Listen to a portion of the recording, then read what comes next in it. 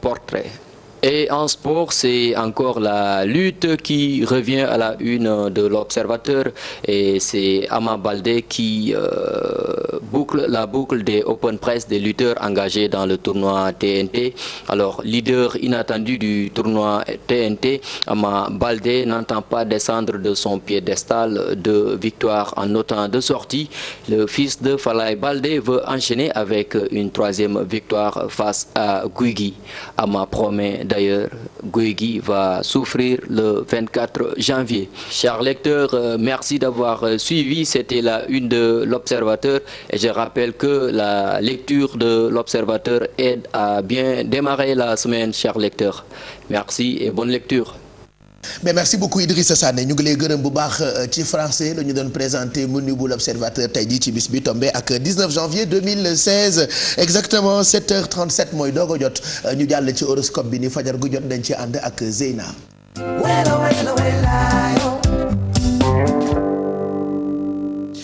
Merci Zeyna ma nigga merci pour cette rectification ma nigga yes nigga oui parce qu'on est le 18 hein. Voilà vraiment mais rédaction wu yeewu leen dañ ma bindal le 19. man mi 19 la. Ils savent que man robot là quoi moi je fonctionne à ce qu'on écrit pour moi quoi. De toute façon xam naa bu ma leen moytuwulee dañ ma mës a bindal ay saaga ci kayit yi ma lire ko en direct c'est vrai hein. Parce que maa ngi dosé di aaral on est le 19 janvier ce matin di jaay animateur bu mag fekk yoo waaye jërëjëf maa ni nga ah merci pour correction bi donc tey la 18 tey mooy 18 janvier merci beaucoup je t'adore lii moo tax nga am fi njëriñ horoscope bi on démarre avec les béliers maniga. On démarre avec les béliers maniga tey jii di 18 janvier 2016 bélier ñi ngi leen di wax ne tey ñi ngi xalaata yokk seen capital wala seeni ay acquis loolu nag amené na leen à mettre le turbo ci seen réalisation sociale ñu ngi leen di wax rek ñu foncer. Taureau yi ñoom ñi ngi am envie entreprendre autre chose wala voyager afin que ñu élargir seeni ay divers horizons waaye en attelant la charrue avant les bœufs loolu mun leen ci jëlee déception et cela pourrait les rendre moroses. Gémeaux yi ñoom tey jii su fekkee ne dañu nekk en couple et que des désirs torrides commencé leen chatouiller nañu accorder seen bopp une soirée tantra avec massage, musique douce et câlin coquin. Cancer yi ñoom jamono ji seeni ay projet nekkuñu di jël forme waaye ce n'est pas une raison pour que ñu rendre seen partenaire wala seeni ay collaborateurs responsables nañu def seen introspection xool mbiri fan la sooxee. Lions yi nag ñoom dafa mel ni ñu ngi commencer à se lasser des vicissitudes du quotidien waaye ñu ngi leen di wax ne bu mu tax ñu perdre de vue seeni ay objectifs qui va lentement va sûrement nañ ci xalaat bu baax a baax. Vierge yi ñoom tey malgré l'éloignement tey seen xel ak seen xalaat yëpp a ngi jëm ci nit yi nga xamante ne bëgg nañ leen te ñu sore leen lool bu fekkee ne nag c'est possible nañ leen woo téléphone wala ñu envoyer leen un SMS ou un mail ndaxte loolu kat dina leen def un grand bien. Balance yi ñoom ñu ngi leen di wax arrêtez de broyer du noir bu fekkee ne da ngeen di laisser des pensées négatives envahir leen et que vous faites l'autruche da ngeen di couper wu des autres membres de votre famille te jamono ji nag ñooñu soxla nañ leen te yéen itam soxla ngeen leen. Scorpion yi ñoom même bu fekkee ne seen partenaire wala seeni ay collègues tey jii ñu ngi def un peu la tête yéen da ngeen décider de faire passer le message et de continuer à argumenter waaye na ngeen tenir compte de leurs avis. Sagittaire yi ñoom tey c'est le moment ñu mettre en valeur seen bopp ci seen cadre liggéey et de faire valoir seeni ay capacités même bu fekkee ne les tâches quotidiennes ñu ngi leen di mettre de mauvaise humeur tey daal nañu wone seen xarañte. Capricorne ñoom dañu war a profiter ñoom itam ci journée tey bi pour mettre en avant seeni ay qualités ak seeni ay talents nañu déglu nag avis wu xale yi parce que seen spontanéité mën na nekk loo xamante ne daf leen di inspirer. Verseau yi ñoom am nañ un membre de leur famille boo xamante ne tey jii nekkul torop ils ne se sont pas très bien yéen a ngi ko souhaité nag dimbale au mieux na ngeen commencer par vous recentrer dans le calme et le silence inspiration bi dina ci topp. waa son yi ñoom jamono ji les projets ne manquent pas les idées ne manquent pas non plus te sorties yi nga xamante ne ñu ngi koy am entre amis dina leen permettre ñu am des échanges constructifs nañu nekk à leur écoute parce que dinañ ci mën a puiser de très bons plans Pape Cheikh li la ñu andi woon ci horoscope tey yem ak lundi 18 janvier 2016. voilà lundi 18 mais 8h moins 19 moo jot nag heure bi moom tey réeruma ci moom du 7h41 mooy 8h moins 19 non. Voilà je ne me suis pas trompé mais merci pour horoscope bi. ñu ngi leen di gërëm yéen ñi àndandoo ak ñun ca fajar ba tey xale bu dof bi ci fajar gi la may laaj ne ma taureau am na ak bélier pourquoi mouton amul ci horoscope. donc on va demander ça aux astrologues ñoom dinañ la wax pourquoi mouton amul ci signe horoscope yi wala nga laaj ko Zeyna xam-xamam màcc na ci alors Zeyna tu passes toute la matinée avec nos aminotes. oui Pape Cheikh je passe la matinée avec nos aminotes comme tous les lundis ni ñu koy defee rek dañuy wax suñu week-end nan la demee tey jii loolu la ñu laaj suñu aminotes yi ci kanam tuuti incha allah Pape Cheikh dinañ ñëw ak seen ay commentaires ak seen ay réponses. jeex na kon ñu ngi leen di xaar samedi lañ laa tuddee woon benn événement de demoon nga. lay Pape Cheikh la ma fa defa nga teg xam nga loolu il faut ñu wane ko image yi génn wóor na yàlla damaa ragal image yi génn ndax toj naa fa. parce que li nga fa def kenn defu ko fa. dama fecc man maay dey sax bu génnee ma am soxla. nga def sa délégation en plus. waaw voilà ñu ngi lay gërëm bu baax Zeyna alors 7h42 on retrouve dans quelques minutes waa Olympique Club pour li nga xamante ni moo jëm ci exercice yi ñuy proposé tey ji ci suba gi normalement c'est tout de suite on doit les retrouver Zeyna li jënti loolu yow itam moo gën nga toog rek et puis fàttali leen ni ca kanam dinañu àndandoo ak Mamadou Ndiaye waxtaane li lëmbee réew mi ci wàllu tàggat yaram dinañu ñëw ci Ligue 1 9e journée wax ci résultats yi ak football final Coupe du Maire de Pikine basket itam dinañu waxtaane ci démarrage championnat national sport ak yeneen i mbir yoo xam ne dinañ ci ñëw ak yow ci kanam Mamadou Ndiaye. donc ce sera pour tout à l'heure et puis professeur Songué 8h30 dinañu àndandoo ak moom ci li nga xam ne ni moo jëm ci savoir alors tey ci savoir daañu waxtaanee parole et société y a-t-il une crise de parole dans notre société dina am ay tontu yoo xamee ni professeur Songué dinañu ko indil ca kanam Abdoulaye Der sànq maa ngi leen koy wax tey moom la ñuy àndal ci li nga xamee ni moo di Café Info Kia Aïdara on parlera emploi avec elle alors grâce ak Bijou itam dinañu tukki xool ce qui se passe un peu partout à travers le monde daañu dem Canada jëkkëru Céline Dion dafa dee et puis dinañu waxtaan ci li nga xamee ni moo am ci Burkina Faso attentat beeg cong yooyu le ak premier ministre bu France ak ni mu doyee dee Manuel Valls ñu bëri jéppi ko ci li nga xamee ni posté na ko ci réseaux sociaux yi au lieu mu massawu ñi nekk victime ci mbir mi waaye dafa massawu plutôt ñi nekk victime te bokk France alors loolu bokk na ci tweet polémique on parlera entre autres de ça et puis dinañ dem ci yeneen dëkk ca kanam ak ki nga xam ne ni moo di Bijou en attendant si on a le temps on va se taper une belle chanson pourquoi pas ñu yeewoo tey soit ñu may leen Koffi Olomide ak Youssou Ndour parce que am na benn way boo xamante ni fan ñi dafa nekk ci sama bopp Alfi wala bu ngeen bëggee ñu tegal leen Kumba Gawlo ça dépend vraiment de toi tey Koffi Olomide wala Kumba Gawlo Koffi ah tu préfères Kumba Gawlo Koffi ah Koffi Olomide ah yow kon bëggoo Kumba Gawlo yow Alfi dafa woy kii sama ndey dikki mook woy mook Youssou Ndour bi ñu woy ñappalo nay nay ka ñamala nga la ti Tumba pili pili yee sangare boobu nga bëgg a dégg ay ca kon tegal ñu ko Pape Samba ak tonton Mbak ñappalo nay nay ko ñamala cukumba pili pili yee sangare yokk ko indiwaat ko mu commencé indiwaatal te nga déglu ko pour yow li may wax du loolu lay wax ñappalo nay lay wax déggal li ñamalo nay kañangala tukumba ñapalo nay kañangala tukumba ñapalo nay kañangala tukumba pili pili ye sangare déggal fi neex coow ca bien indiwaatal foofu indiwaat ko sama rakk di gëmuma déggal fi je te jure c'est ce qu'il indiwaatal waa kay ñappalo nay bi ma ñëw moo ñu yee xaw ma linga la xaw ma soose may ñu jàpp kenn laaju la ñamala ñamala nay nay kajagalagala tukumba ñapala nay nay gadagala tukumba ñapala nay nay kajagalagala tukumba pili pili ye sangare pili pili. C'est un très beau titre bi muy doog a génn toj na dëkk bi diggante Youssou Ndour la woon ak ki nga xamee ni moo di Koffi Olomidé ñu woy Juma Jaxate yaayu Alfi un très beau titre qui a fait chavirer beaucoup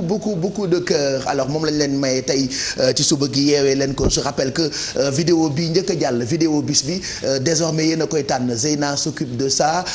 Ndiaye tamit del toppatoo loolu ci Facebook bi yéen a koy tànn woy bu ngeen choisir moom la ñuy yeewoo désormais fajar gi ci yeewu leen bi. Dans quelques minutes on retrouve normalement ci jardin yu yeewu leen Zeyna mu ngi àndandoo ak waa Olympique Club ci li nga xamee ni moo di yeewu gym ñu may leen ko ngeen mën a def exercice yi nga xamante ni coach yi moom la ñuy proposer en attendant qu'on se prépare dehors bu fekkee pare na ngeen wax ko bu ko defee mu démarrer Alfi ca kanam di nga ñu toggal bretzel sucré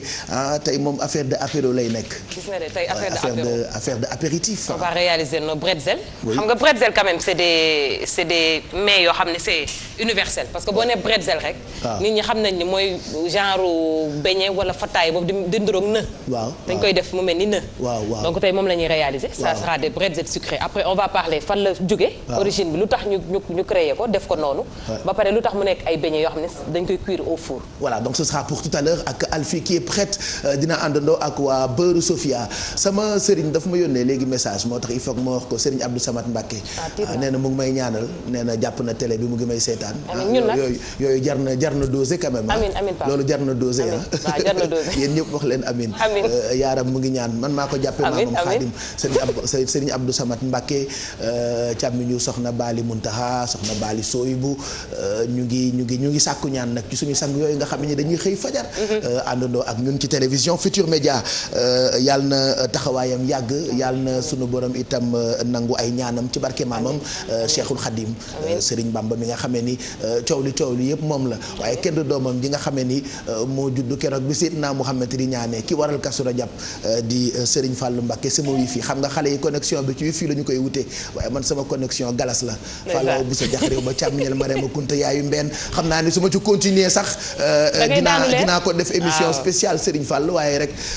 ginnaaw lu mënta ñàkk faaw mu am ñu bàyyi leen ak waa Olympique Club ñu ngi àndandoo ak Zeyna pour yeewu gym.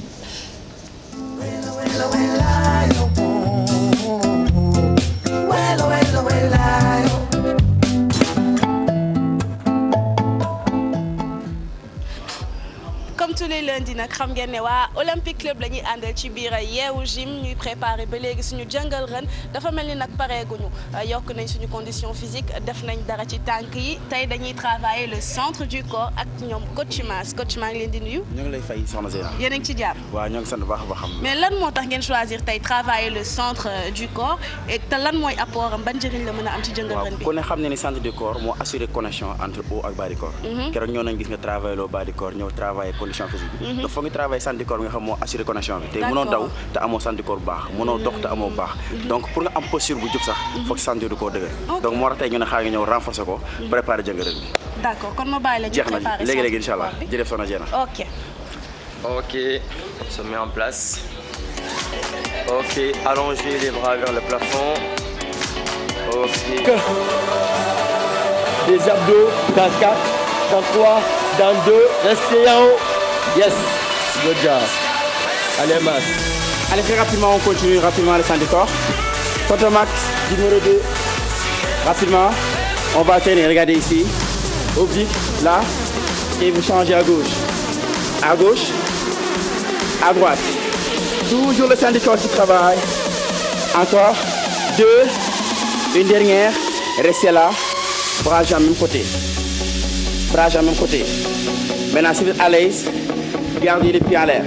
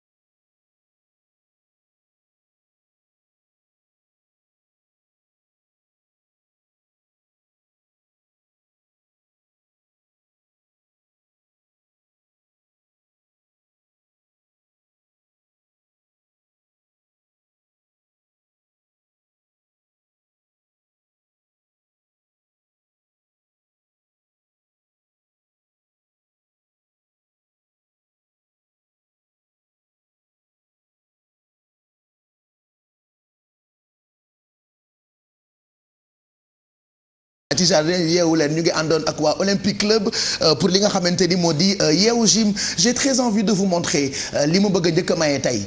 c'est un magnifique téléviseur mu ngi nii ci suuf je sais pas est-ce que c'est possible avec la complicité de Yao Gervais le caméraman attitré de TV5 Monde mu woneel ma télé bi regardez c'est ce que nous offrons bu dee bëgg ngeen ma may leen télé bi mën ngeen ma woo léegi 88 628 22 22 wala 88 628 04 05 bu leen neexee itam ma def ko xaalis télé bi boo ko xaymaa mu ngi jar daanaka 450 000 mën naa ko def xaalis regardez c'est un magnifique téléviseur ah yii moo xew léegi de nii mu tàccee nii boo ko wekkee sa miiru saal mbaa sa miiru néeg di nga seetaan télé bi ndoxam bëla nga mel ni ki ngay waxal mu ngi jàkkaarloo ak yow je te jure ah télé yi boo koy seetaanee yenn saa yi sax da ngay mel ni kii wax yow lay waxal da nga koy bëgg a jox loxo lu leer laa la wax de c'est un magnifique téléviseur c'est ce que nous vous offrons woote leen ci téléphone yi ñu ngi affiché wu ci suufu écran bi c'est-à-dire ngeen jot ñu en direct ak ngeen bañ ñàkk ñoo jot en direct mën ngeen a composer donc ku ci wërsëgam nekk rek ñu baaxee la ko 88 628 22 22 wala 88 628 04 05 yor naa fi itam ay enveloppe yu duun yoo xamante ni yéen laa ko bëgg a baaxee yu baax yi yéen la donc ñu ngi leen di xaar ci téléphone bi fii ba 11h ibi nañu ko ci télévision Futur Média exactement 8h02 ñu bàyyiwaat leen ak Faty Dieng mu journalal ñu.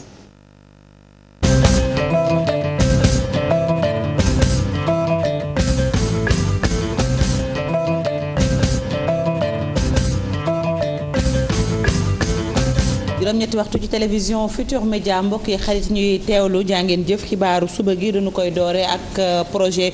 bi nar a indi ay coppite ci sunu constitution bi fukki poñ la ak juróom yoo xam ne daal dina soxal loolee ñu naan réforme loolu nag ki ko xamle di njiitu réew bu Sénégal président Macky Sall fanweeri fan ak benn la woon ci weeru décembre atum 2015 discours à la nation ñu ne nag la ci gën a am solo mooy wàññi teg mandat gi mu bëgg a jële ci juróom-ñaari at yóbbu ko ci juróom te loolee soxal mandat bi bokk na ci itam leneen loo xam ne fas yéene nañu ko càmbar muy at yi ki nar a samp ndëndëm fas yéene jiite réew mi at yi ñu yamale ko ci juróom-ñaar fukk ak juróom leneen itam lu ñu fa waxtaanee muy secrétaire général national bu CELS ñoom nag ñu ngi woo ñenn ci jëwriñ yi daal ci loo xamante ne si nanguwuñ ko mu soxal ay instruction yoo xamante ni si chef de l'État maanaam tegtalu njiitu réew mi lañ ca bëgg rek mooy fexe ba jàng ak jàng du am benn jafe-jafe rawatina ñi ko seq Souleymane Diallo nag la ñuy teewlu mooy secrétaire général national bu CELS ay kàddoom Boubacar Diassi moo ko taataan. éducation jëm na jël circulaire boo xam ne dafay affecté waat jàngalekat yi ci biir année scolaire bi loolu indi na ay jafe-jafe ay tolof-tolof loolu dañ koy naqarlu di ko dénoncer di wax ministre bi na ko arrêté. ministère des finances taxaw ci tànk yoo xam ne pour lànk jëfee li président wax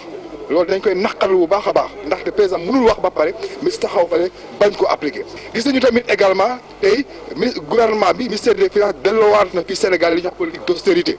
ñoo ngi wax affaire rationalisation mais rationnement la ñu indi loolu duñ ko nangu ba bi tamit mooy wàllu recrutement dans la fonction publique fii amoon nañ ci lu ñuy wax reclassement universel tey ministre des finances indiwaat na li ñuy wax quota de recrutement loolu dañ koy dénoncer. ministère de l'urbanisme aussi li président waxoon lu bëri jëfewu ko moo tax nañu ne si réew bi ñu nekk nii tey am na ay ministres yoo xam ne ñoo ngi liggéey pour donc néewal doole le président de la République te loolu ministre des finances si la bokk ndaxte président mënul jël ay décision joxe ay instruction ba pare ministre taxaw bañ donc lànk di ko def ñooñu dañ leen war a génne si gouvernement bi non seulement pour président bi am crédibilité mais également pour jàng bi ak njàngale mi également. naaw jàng ak jàngale ñu wax ci wàññi njëgu carburant yi yenn ci bërëb yi ñu koy jaayee loolee am na litre gasoil bi nag ñu ngi ko xayma ci téeméer ak fanweer bu manqué ñaar dërëm wàññi nañ ci fukki dërëm bu essence bi moom ñu ngi ko xayma ci téeméer ak juróom fukk ak juróom ñu wàññi ci juróom ñetti dërëm litre bu nekk loolu aju nag ci gaz bi nga xam ne ñoom Alfie dañ koy toggee ak soxna yëpp sax la ñuy wax njëg gi nag fi mu ne nii ñu ngi koy xoolaat ci yenn ci dépôt yi Aminata Mbaye Sow Thierno Laurent Mendy. ñu ngi leen fekk ci benn station d'essence bu nekk ci Liberté 6 seen liggéey mooy def ci compteur bi prix yu bees yi nga xam ni moom la ñuy jagleel gasoil beeg essence bi lii nag mooy wane ni prix yu bees yooyu le mën nañ ko tàmbalee jaay. doon changer prix yi ci pompe bi prix comme carburant bi dafa baissé léegi dañu ñëw pour changer prix unitaire bi waaw parce que tant que ñëwuñu rek ñoom du ñu mën a am prix nouveau prix quoi ci à la pompe. litre gasoil bi ñu jàpp ni lu toll ci fukki dërëm wàññeeku na ci litre essence bi tamit ñu jàpp ni juróom-ñetti dërëm la.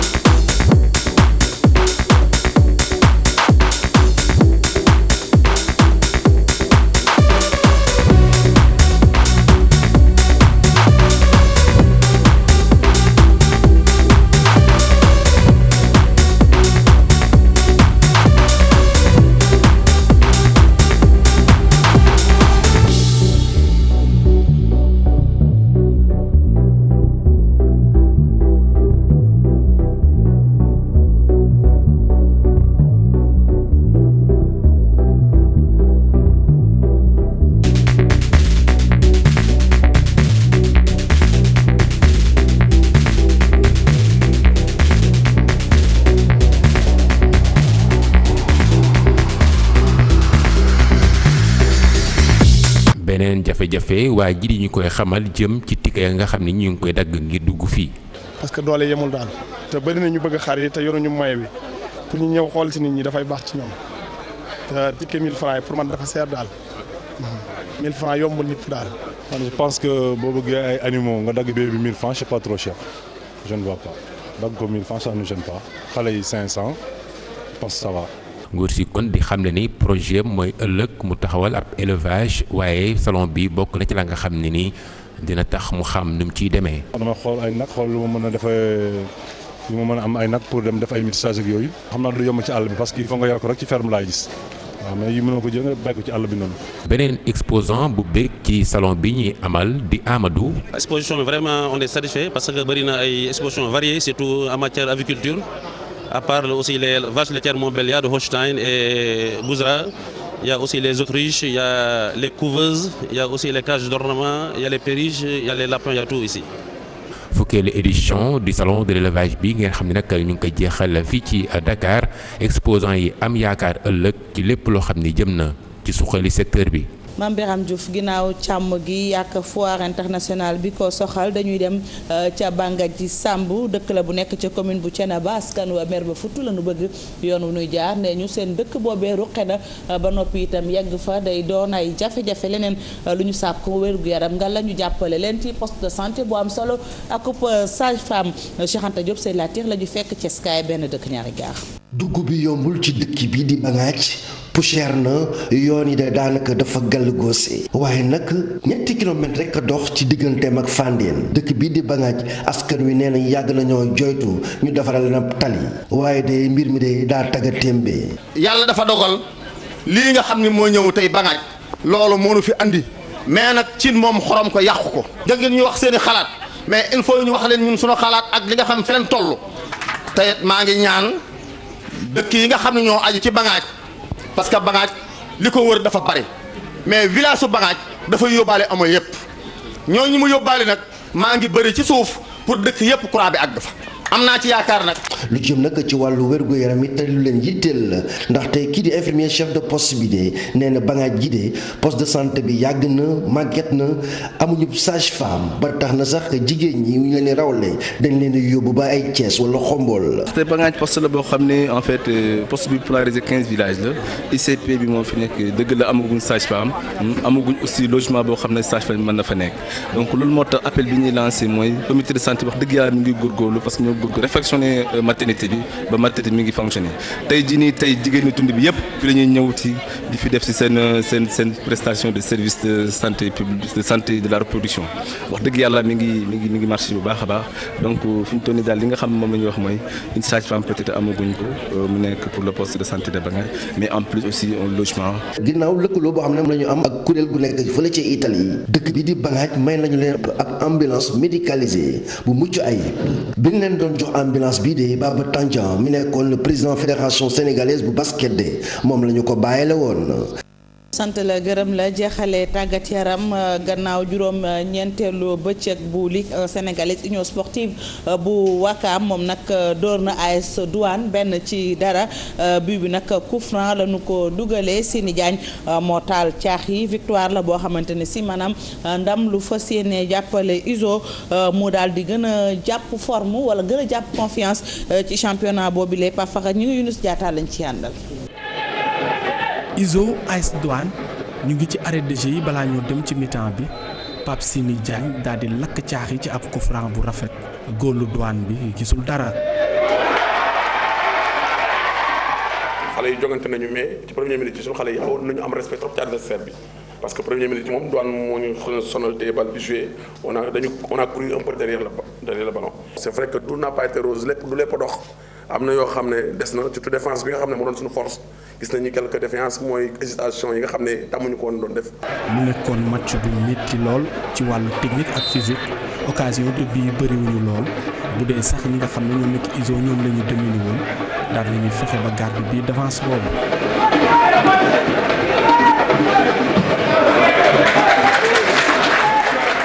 bu ñu sukkandikoo nag ci entraîneur ñi nga xam ne ñoo jëloon championnat bi at bi weesu nee na dañoo dajeek tey équipe bu am organisation bu baax Karim Ségo Diouf nag nee na championnat bi dara jeexagu ci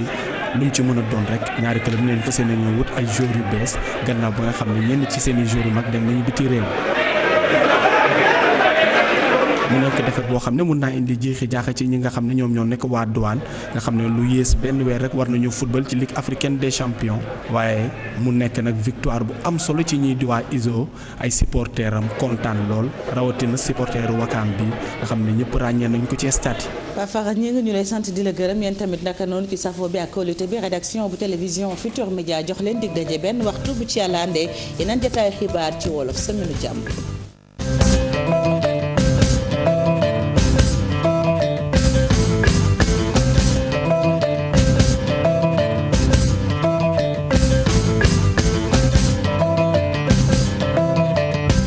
jërëjëf Dieng mu nekkoon journal 8h bi ñu ngi gërëm itam rédaction bu télévision Futur Média ca kanam ñu jox leen rendez-vous ci diggu bëccëg bi lay nekk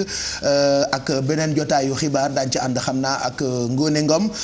wax leen itam ni mën ngeen am habitude di yër suñu site internet bii di www.igfm.sn mën nañoo yër ni site bi yeewoo tey regardez waxtaane nañu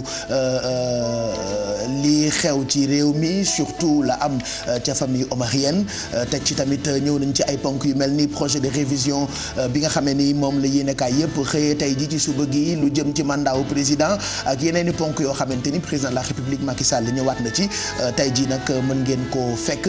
ci yéenekaay bi di internet bi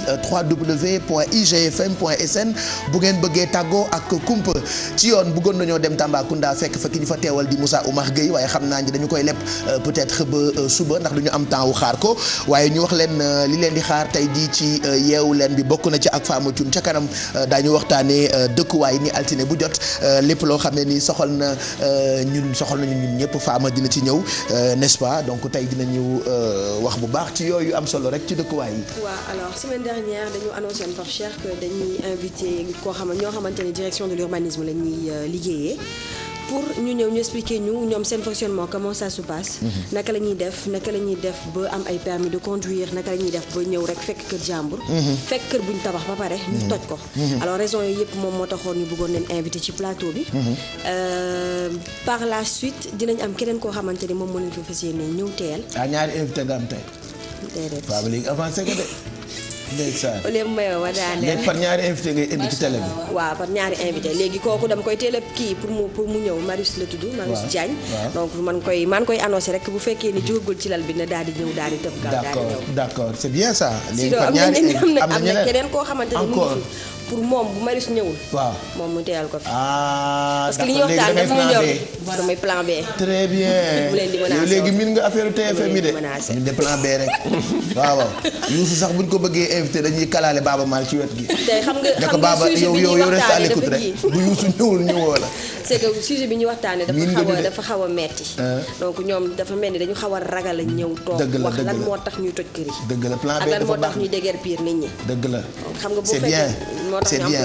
donc dinañu waxtaane dëkkuwaay ak kër yi nga xam ne dañ koy toj on recevra waa direction de l'urbanisme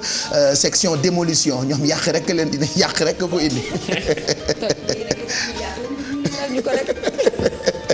di taasukat yi ci xew yi de dajjil beneen paquet bi ma dajji woon war daa jeex man yàq rek ma indi donc waa service démolition ñooy nekk invité Fama Thioune ca kanam moo tax plan B baax mos naa di war a def émission programme Souleymane Faye c'est-à-dire ba à 10 minutes de l'émission woo naa Souleymane ne maa ngi ci yoon bi ñu duggee si ni di décompté ba woo ko mu fay téléphone man damay bañ ñu def ma juum bi loolu lay bañ yàlla ci yàlla musal keroog une semaine laa ci teg Alaaji Ndiaye dàq ba 2S kenn musul gis loolu ndax Souleymane Faye te musuma koo nettali Souleymane te kat duyoo la waroon def ak Massaane barki Souleymane moom Massaane ñoo waroon dégg duyoo bi ndeysaan keroog Massaane ci coulisse la toog ba émission bi jeex ma ne ko Souleymane ñëwul de merci donc plan B dafa am solo on voyagera tout à l'heure grâce ak Bijou entre autres sama jëkkëru xarit bee gaañu ndeysaan maa ngi koy jaale waa Canada yëpp ñu ne déet ñu waaye frère am ba dee Céline ndeysaan bilaay John cancer oulala Burkina Faso on parlera de Burkina faut qu'on en parle ndax attentat yi am man finalement terroriste yi tout le monde se demande ce qu'ils veulent parce que fu ñu jógee ba nga ne pare nañ pour man 2016 bi dinañ calmé wu. ndekete yu affaire yi dafay gën a personnalité bi ñu énervé Manuel Valls premier ministre bu France aussi on parlera de lui ci Burkina Faso bi il nous a tellement énervé tout à l'heure mais dinañ waxaale ci France ak seen épidémie. ah oui faites très attention vous qui allez en France. am nañu épidémie donc du ñun kese ñoo am monopole feebar bi. parce que waa France kat ñoo fi dàq bu Afrique amee épidémie ñun di fa foore ñu rawale affaire bi faites attention quand vous allez en Afrique il y a une épidémie de xawma lan donc il y a une épidémie en France.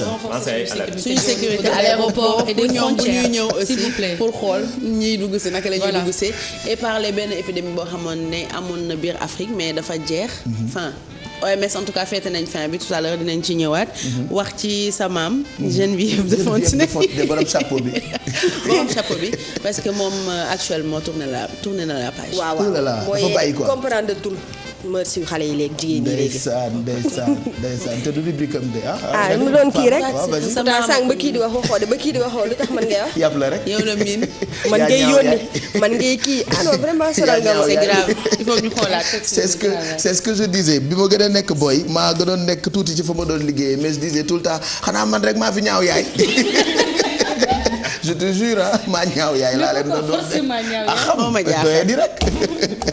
ak manki donc on voyagera ak Bijou ca kanam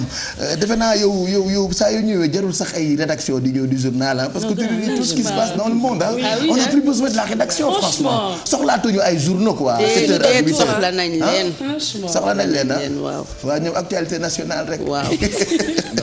Mamadou Ndiaye tàggat yaram comme chaque lundi tey dinañu wax ci programme yeeg résultats yeeg yeeg Ligue 1 yeeg Ligue 2 yi. waaw gannaaw ba ñu nuyu téléspectateurs Pape Cheikh dinañ ñëw ci statu quo bi. nuyu naa leen ba pare jarul nga leen di nuyu c'est grave. waaw boo nuyoo ba pare moom mën na. voilà nuyoo naa ba pare donc c'est pas la peine ngay nuyoo. waaw kon ma nekk sa ginnaaw. voilà après dañuy ñëw ci Ligue 1 bi 9e journée bi statu quo bi ci am maanaam leader bi changé wul Ndiambour de Louga moo ko géré ba léegi. après bu ñu fa jógee nañ ñëw ci report démarrage championnat basket bi. comme du ñu wax sans benn spécialiste. dem nañ interroger Amédite Sy mu wax ñu ci expliquer leen bu baax nan la championnat bi defee dañ ko def ci démarrage bi. au lieu mu nekk week-end bi passé nañ ko programmé woon mais lii dafa nekk week-end dañ ko décalé juste 72 heures. très bien donc ce sera pour tout à l'heure et puis Bouba Diouma Dieng Diakhaté nee na nga dindi kii bi comme nee na styliste la léegi non tëj ko bu ko ibbi dafa xew. barki démb doomam Philippe ba muy ñëw ca CICES ba dafa tëj comme nii comme yow. waaw te waxu ko dara. Philippe yow yaa wax yow Bouba Dieng Diakhaté nee na nga ibbi waaye tëjal ba mu neex la. bàyyil Bouba sama gars la de. Dieng Diakhaté bi Diouma Dieng Diakhaté styliste. waaw dama ko méngale xam nga. da nga ko bii fa parce que xam ne dafa. Bouba Dieng Diakhaté voilà donc tàggat yaram ak Mamadou Ndiaye et puis Kia on parlera emploi tout à l'heure la dernière fois j'ai raconté l'histoire de ce jeune qui m'a envoyé cette demande kenn gëmuma woon mais dama indi tey affaire bi lettre bi la jël dugal ci mbuus collé voilà pour wut liggéey ba scotché ko xam naa c'est pour avoir plus de sécurité. non lii dañ koy yóbbu je te jure. c'est quand même original ah. voilà donc dinañu waxtaanee emploi ak ñoom ci kanam liggéey. voilà Pape Cheikh comme ni ñu koy defee tous les lundis tànn na ñaari CV yu ñu war a jàllale ci kanam. et puis di wax ci benn exemple boo xamante ni daf ñu épaté ñun ñëpp. muy un jeune étudiant en communication. qui a réussi à attirer l'attention des médias et qui a réussi à se faire recruter dans une agence de communication. pourquoi dinañ ci waxtaan tout à l'heure. jeex na kon ce sera pour tout à l'heure ak Kia Aidara Alfi tey de ay kii yu baax la ñu indil waaw.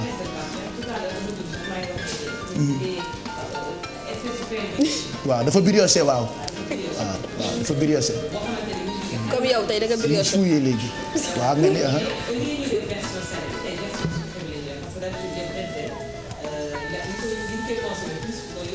waaw.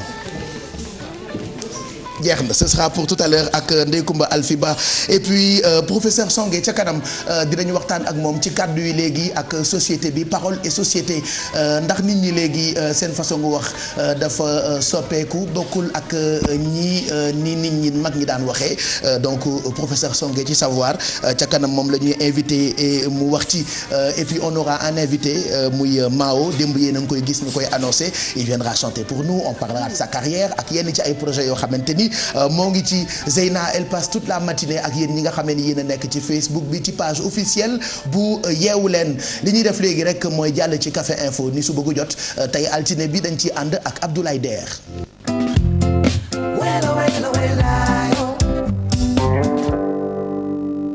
Ablaye ñu ngi lay nuyu gërëm la ci sa teewaay ci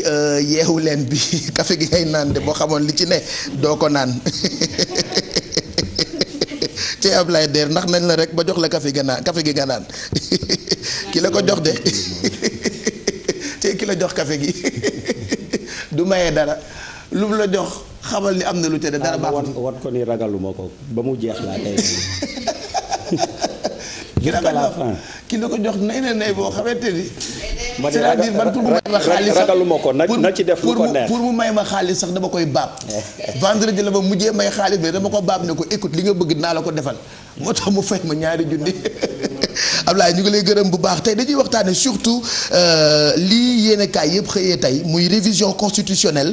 bu président Macky Sall alors ñu bëggoon nga expliquer ñu ko pour ñu gën koo comprendre toutes les radios en parlent bi ci guddi rek amoon na édition spéciale bu amoon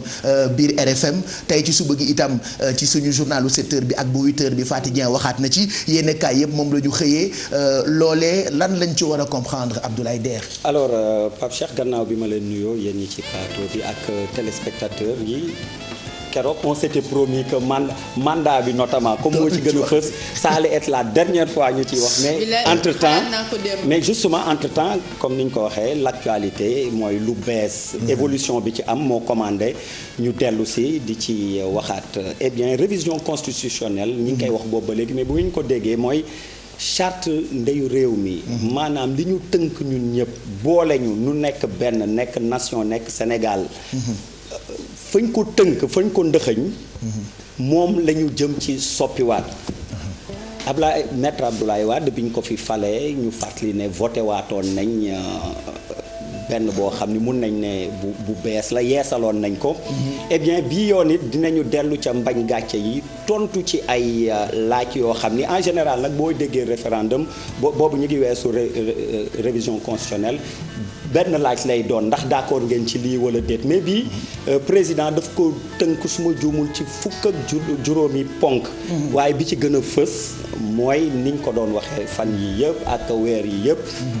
mandat présidentiel bi mandat bii mu nekk jamono ji ndax da koy delloo juróomi at ndax bi muy falu juróom-ñaari at la 7 ans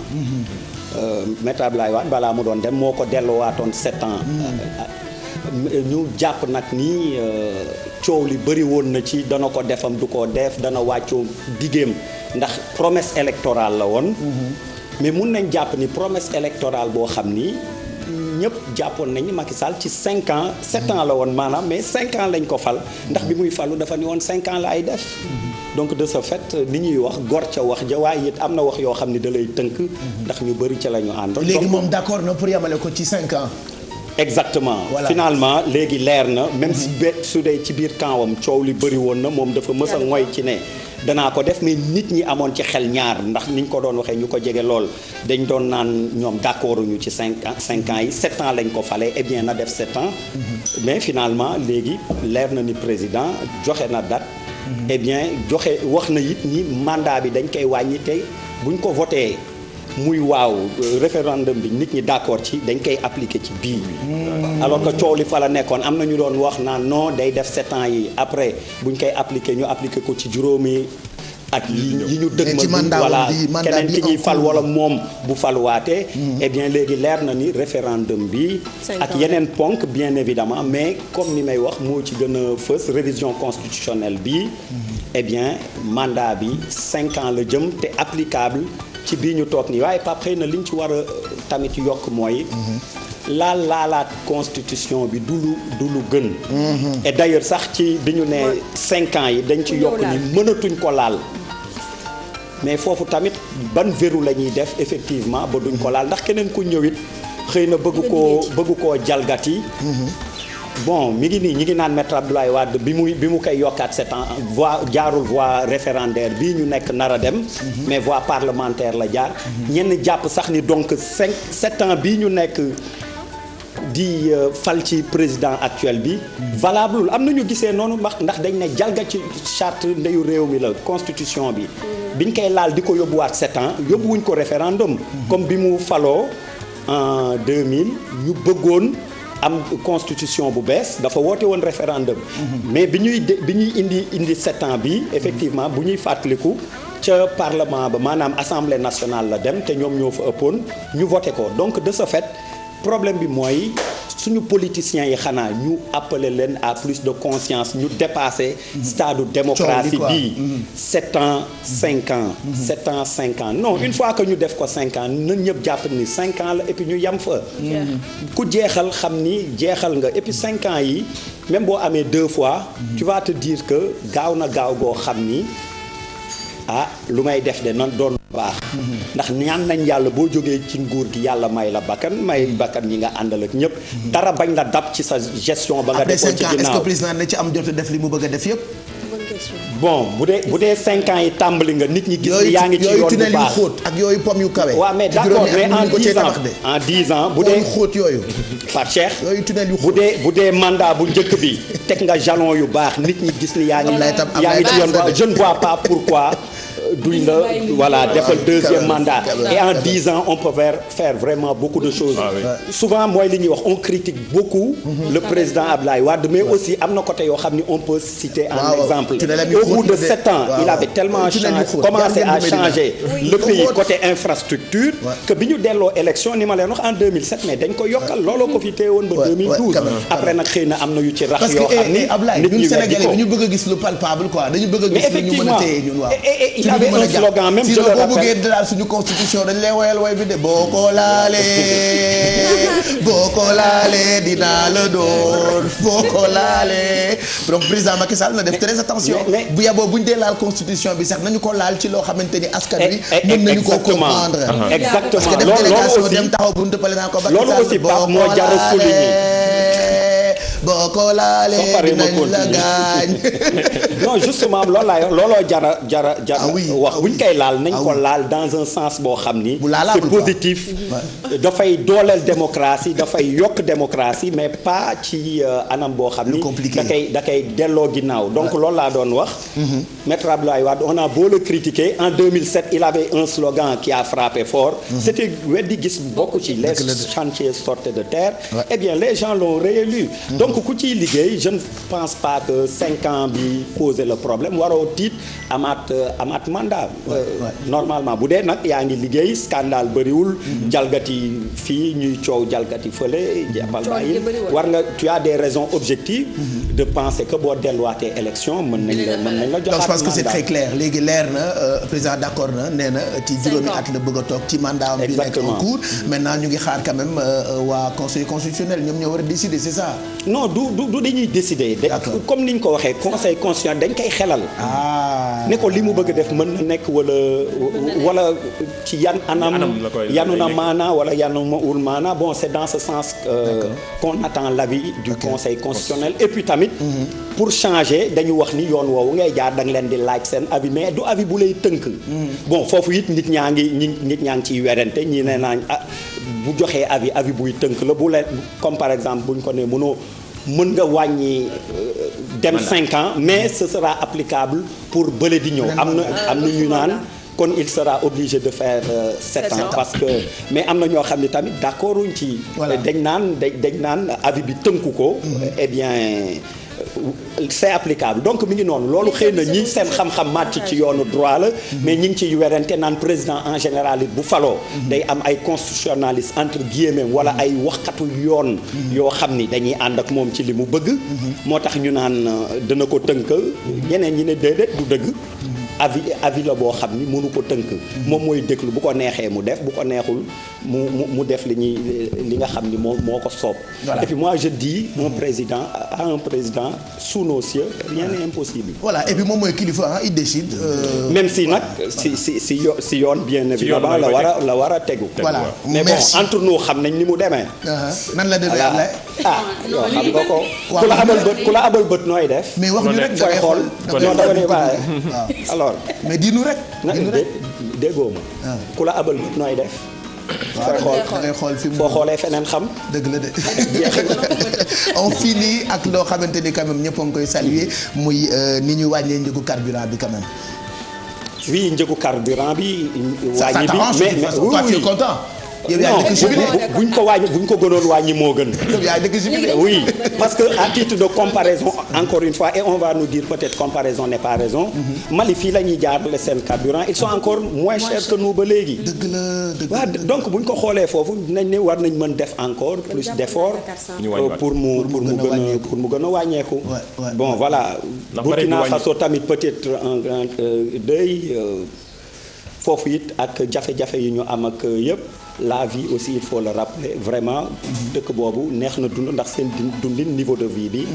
eh bien yomb na donc seen dëkk boobu nañ ko sàmm ak ñooñu leen di cong jéem leen a musal di leen jéem a faagaagal donc je pense que c'est très clair ba ci Zoom sax loolu la xëyee tey ci xëtam ñu ngi liir ni automobilistes yi fi mu ne dañoo minimiser njëg li ñu wàññi ci carburant bi mais pétroliers yi actuellement ñu ngi jubilé. waaw mais mooy li ma la wax parce que wàññi bi mënoon na fi gën a important mënoon na fi gën a donc booy seet at fi baril bi toll par exemple bi ñuy xëy tey on disait que dafa daanu ba $30 a tax ñu doon kaas mais le Brent ce matin était à $28 waddaat na encore. war naa gën a mën a ah wàcc oui encore. la chute se poursuit. donc du coup mooy li may wax waroon na fi gën a mën a yomb puisque bu yokkee ñu yëg ko ñu yokk mais bu wàññee aussi nañu wàññi à la mesure de la baisse du prix du baril. voilà mais merci Abdoulaye Der pour Café Info ci ñaari ponk yu am solo yooyu nga xam ne ni bëggoon nañu askan wi gën koo comprendre ci sa ndimbal ñu bàyyi la nga daw àggali liggéey bi ndax fa ñu liggéey bi dafa yokk nag. Der bu baax macha allah. taay moom am nga soxla. bu rëy. merci quand même ñu ngi lay gërëm ci sa taxawaay ci yeewu leen bi mais gërëm la itam ci sa taxawaay ci rédaction bu télévision Futur Média gis ngeen coppite yi nga xamee ni am na ci télé bi yéen a ngi koy sentir sax bu ñu leen dee présenté journaux yi donc loolee dañu koy sant yàlla Ablaye Der merci am na lu ñu bëgg ma laaj la waaye damay xaar ñu joxaat ma ko rek dañu ma laaj pour ma laaj la ni sa oto ñaata cylindre la. yàlla baax na man 3 cylindres laa yore comme moto yam boo ci defee tuuti dem. oto bi nga yorewuma ponkal. oto bi nga jëndee sa jabar temps yi nag. yow foog ma dóom ko kii foog ma dóom ko daf ma bëgg làmmiñ ñu. sëriñ la de bu yeboo lay wax nga xam lay wax. ci wàllu télé bi de oto sëriñ la kan. voilà bu proportionnel. mais xam nga loo ko waroon wutal. oto sama sëriñ ñi mooy kii yooyu nu mu tudd Mercedes Mercedes yi. yooyu nga ko waroon wutal parce que sëriñ la. waaw après xanaa da ngay ñëw kër nga posé fa station essence. waaw quand même. sa taalibe ñu ngi nuyu. jaar naa la. merci Abdoulaye Der pour Café Info mbokk yi bu ñu jàllee ci publicité yi ba noppi daañu jàll ci pàcc bi ñu jagleel tàggat yaram Mamadou Ndiaye lañ ci àndal comme lundi bu jot.